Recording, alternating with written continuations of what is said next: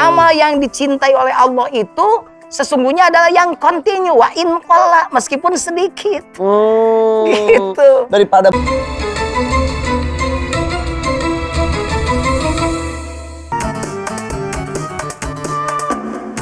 ayo bah, mumpung Abah bertamu ke sini, saya ajak keliling-keliling deh. Kamu itu waktu si AA di kuliah itu, pemirsa ini, AA itu kerjanya nyolong-nyolong waktu dari kuliah dan nyolong dari orang tuanya karena tidak setuju. Betul. Dia foto-foto kayaknya ini nih. Ya, gimana mungkin setuju orang tuanya kiai, ibu bapaknya kiai, ujuk-ujuk anaknya kayak begini fotonya, coba masya Allah. Udah nggak orang, ada laki-laki mah gitu. Iya, tapi kan anak aing kieu cenah begitu awalnya ya. Tapi betul sih ngebohong ke orang tua. Itu naon bohong tapi akhirnya membuahkan Betul, hasil dan tapi minta ngaku maaf. sekarang mah. Ini Nah, zaman ini Breto masih ini kecil, ini kelas 2 SD kalau nggak salah. SD. Ini pakai dulu mah kan. Ini TK geus berani membawa kitab, emang geus bisa baca Quran segede gitu. Baca mah bisa lah. Alhamdulillah. Baca judul hukum. Gitu, jadi ini. Nah, ini yang Abah cari. Ah, ini nih. Ini Abah cari. Pas ini lagi sarjana. Jadi tahun Wisuda, ya? 98 lulus SAG. Masih sarjana asal gawe. Asal gawe, asal Garut. Bukan asal Garut. Ini sama AG manusia asal Garut. Nah, gitu ya. Sarjana agama. Sarjana agama. Waktu itu masih IAIN, udah UIN. IAIN, bukan UIN. IAIN Fakultas Takwa. IAIN, Incu Aki Incu Nini, gitu karena memang. Untung yang ngomong gitunya dosen saya sendiri. Institut Agama Islam Negeri Senang Incu Jati, Aki, Bandung, Incu ya. Nini. Bisa, karena memang kalau yang wisuda satu orang, biasanya yang datang 11 dulu. Benar.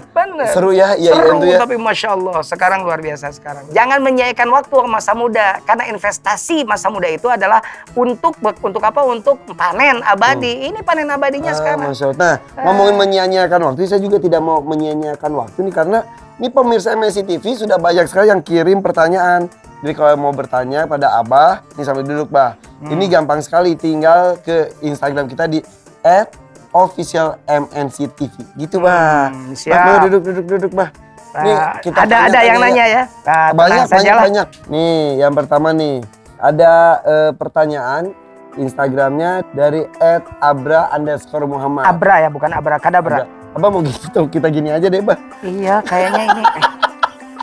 Malu bro gitu nih. Nah, bertangan askia tuh nagok. Oke, nih kata Abra namanya. Assalamualaikum Abah Juna dan Irfan. Waalaikumsalam. Nama saya Abra. Umurnya adalah 20 tahun. Abah, saya mau nanya nih, di usia saya yang masih tergolong muda ini banyak banget godaannya. Bawaannya tuh pengen happy terus. Males sholat, males ibadah. Gimana ya Abah ya supaya saya nggak males kayak gini? Ya, males itu, ibadah itu ada pasang surut. Jangankan Abra, Abah juga sama, ada pasang surutnya. Gitu kan. Oleh karenanya maka yang pertama, untuk supaya kemalasan dalam beribadah itu berkurang, sejak sekarang tanamkan bahwa ibadah itu jangan dirasa sebagai perintah dari Allah, tapi kebutuhan. Oh, sama seperti halnya makan, ya, minum, harus mandi, begitu. gitu Ibadah ya? juga begitu. Sekarang begini, apakah karena kita tidak sholat kemudian Allah miskin? Ya, enggak lah. Iya, apakah karena sholat kemudian memperkaya Allah? Enggak lah, nggak mau ngefek. kaya, mau tidak kaya, tidak ngefek buat Allah. Makanya jangan sekali-kali beribadah itu hanya mengeluh karena perintah. Tapi jadikan ibadah itu adalah kebutuhan kita. Penghambaan kita kepada orang yang memang layak disembah. Minimal kita berterima kasihlah pada Allah. Dengan udara yang kita hisap, dengan panca indera yang kita terima. Jadi yang pertama itu, biar tidak malas beribadah. Jadikan ibadah sebagai kebutuhan. Yang kedua, jangan memaksakan ibadah yang berat-berat. Dimulai dari yang ringan. Itu, mulai yang wajib dulu. Sholat malam, jangan dulu. Makanya mulai dari sholat fardu dulu. Yang belum sholat dulu yang fardu. Jangan yang berat-berat. Nah, yang sunat memberatkan, yang wajib aja dulu.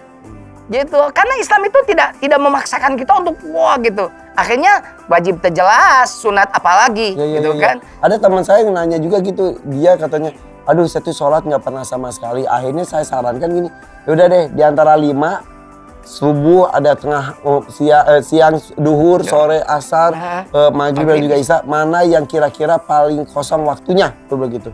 Kata dia paling subuh, karena subuh dia nggak bisa tidur cepet, pagi-pagi baru tidur. Ya udah, Itu dulu. sebelum tidur sholat dulu aja. Subuh dulu gitu. Bener. Gak apa-apa ya. Dakwah itu harus begitu. Jadi jangan menjustifikasi orang, naonan sholat subuh doang. Percuma tidur asar. Subuh dulu lumayan. Besok tingkatkan dengan Iya. terus dengan asar Jadi begitu. benar digituin. Betul. Tapi jangan berpuas diri. Jangan berpuas diri. Karena dan yang ketiga istiqomah dengan ibadah kita. Karena ahabul a'mal ilallah adwamuha wa in qalla kata Rasul. Amal yang dicintai oleh Allah itu sesungguhnya adalah yang kontinu wa in qalla meskipun sedikit. Gitu. Daripada banyak istilahnya baca Quran tuh. Sekali baca 2 juz. Tapi udah tuh pleng dapat lagi. setahun Iya, gitu kan. Mendingan sehari 10 lembar, ayat, 1 lembar tapi terus terus-terusan. continue. Gitu. Adwamuha wa in qalla. Catat itu. Adwamuha wa in qalla. Dawam, continue meskipun sedikit. Begitu cara melatih ibadah itu. Ya, wallahu alam ya. Kita kan menuju ke pertanyaan berikutnya. Sudah siap apa? Ini dari @Aldo Irianto. Assalamualaikum Abah Juna dan Irfan. Waalaikumsalam. Semoga sehat selalu. Amin. Saya ingin bertanya sama Abah Juna.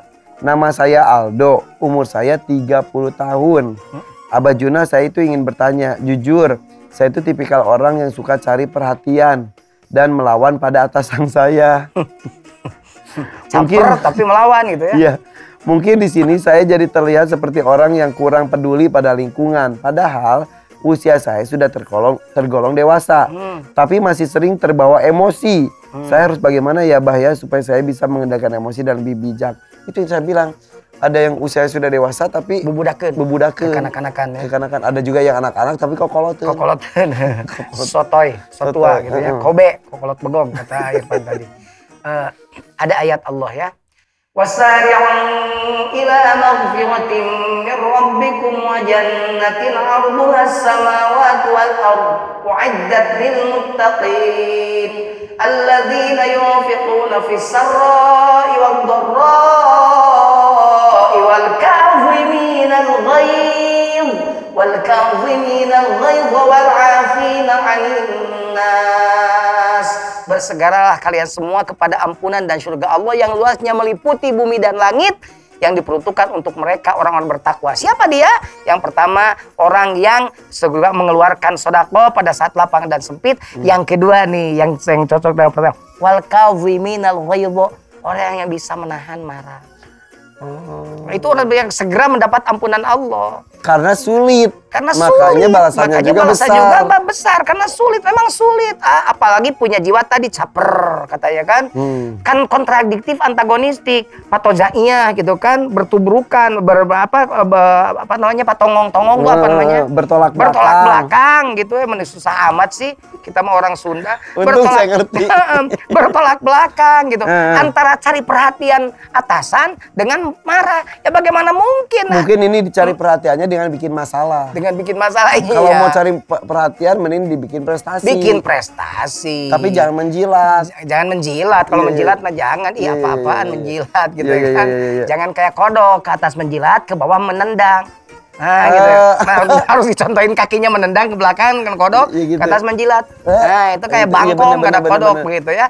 Nah jadi yang tadi balik lagi, ternyata orang yang bisa menahan marah itu salah satu golongan manusia yang dimasukkan pada kualifikasi orang bertakwa yang mendapat surga dan ampunan Allah. Kata tadi bahwa karena susah maka balasannya pun besar. Iya kan, al-ujra ala qadri masyaqah. Pahala itu bagaimana pekerjaan. Begitu. Sesuai. Seperti iya. Tapi itu berarti salah satu bentuk tanda kedewasaan kita itu adalah dengan bisa kontrol emosi. Dan itu tergantung pengalaman masa mudanya juga. Dan kata Rasul, la tauba walakal jannah. Gitu kan, jangan marah, surga bagimu yang tidak suka marah. Ya Allah, seperti simpel itu ya. Simpel, tapi Masya Allah susah. Kenapa susahnya begini?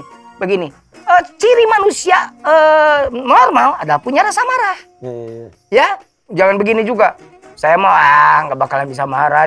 Kalau Rasulullah sudah benar-benar terkendali marahnya, diludahi, malah beliau datang pada yang ludahinya menengok ketika pertama. Betul. Sakit, beliau yang menengok pertama. Dilemparin kotoran sedang sholat, Masya Allah, gitu kan.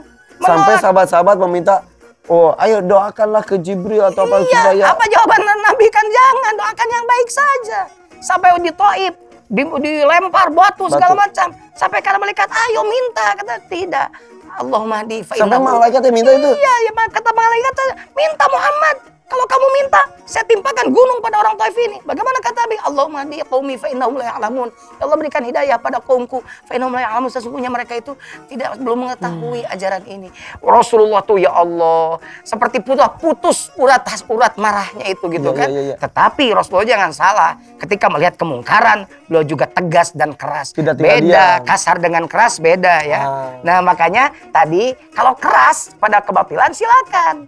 Tapi kalau kasar kayak tadi marah-marah kasar, orang yang tidak punya tahu apa-apa juga mah kata orang Sunda mah kabalateran, malah terbawa imbasnya, terimbas oleh marah dia. Nah itu nggak boleh, gitu kan. Justru walakal jannah, kalau mau surga maka jangan marah. Jika masih marah, wudu, ta'ud, wudu, duduk, berbaring, begitu kan kata Rasul. Insya Allah tidak akan kalau kita bisa mengendalikan marah, karirmu akan naik. Tidak usah cari perhatian. Yang tadi kata A.A. Irfan. Coba Dok, kamu tuh berprestasi saja. Nanti dengan prestasimu orang memperhatikan kamu. Bukan dengan marahmu orang akan memperhatikanmu. Tapi dengan prestasi orang akan memperhatikanmu. Tapi Nabi Muhammad SAW memang luar biasa. Benar-benar harus bisa kita contoh banget ya. Iya. Dan bisa menjadi sosok seperti itu karena digembleng oleh Allah secara langsung. Dimulai dari usia remaja, usia muda. Diberikan berbagai macam cobaan. Bahkan perkataannya pun wa ma yantiqu 'anil hawa in huwa illa wahyu yuha. Tidak ada perkara Rasul kecuali adalah atas turunnya wahyu. Makanya apa yang dikatakan Rasul, ikuti.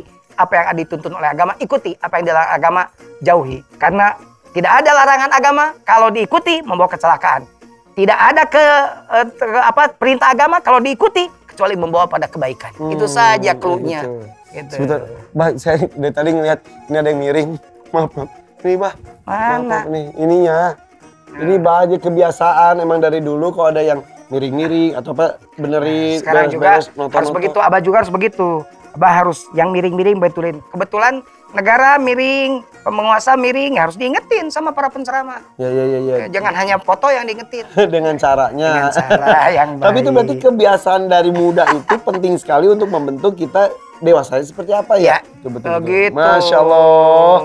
Nonton terus acara ini juga, insya Allah banyak manfaatnya ya. Coba simpulkan. Kesimpulannya, masa muda.